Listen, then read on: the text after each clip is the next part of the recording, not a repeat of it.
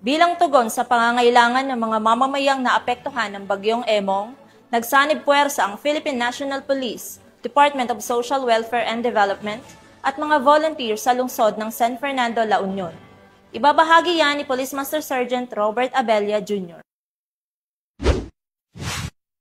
Sa isang makulay na pagpapakita ng pagkakaisa at malasakit, nagsanib puwersa ang mga ahensya ng gobyerno at mga voluntaryong mamamayan upang magtulungan sa pag-unload at pamamahagi ng mga relief pack sa mga residente ng lungsod ng San Fernando na naapektuhan ng Bagyong Emong.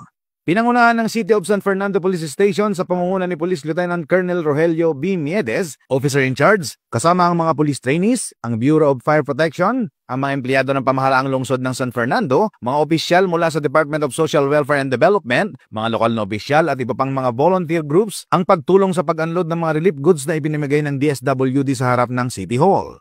Layunin ng bayanihan na ito na mabilis na makarating sa mga apektadong pamilya ang mga pangunahing pangangailangan upang matulungan silang makabangon mula sa trahedya na dulot ng Bagyong Emong. Ang pagtutulungan ng mga ahensya ng gobyerno at mga mamamayan ay isang magandang halimbawa ng bayanihan sa makabagong panahon. Ito ay hindi lamang isang pagsasama-sama ng mga tao sa gitna ng sakuna, kundi isang simbolo rin ng isang mas united at matatag na bansa.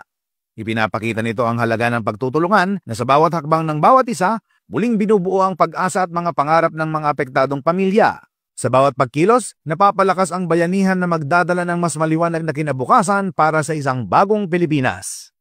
Mula dito sa Ilocos Region, ako po ang inyong PNN Correspondent, Police Master Sergeant Robert Abella Jr., alagad ng batas, tagataguyod ng Balitang Pulis.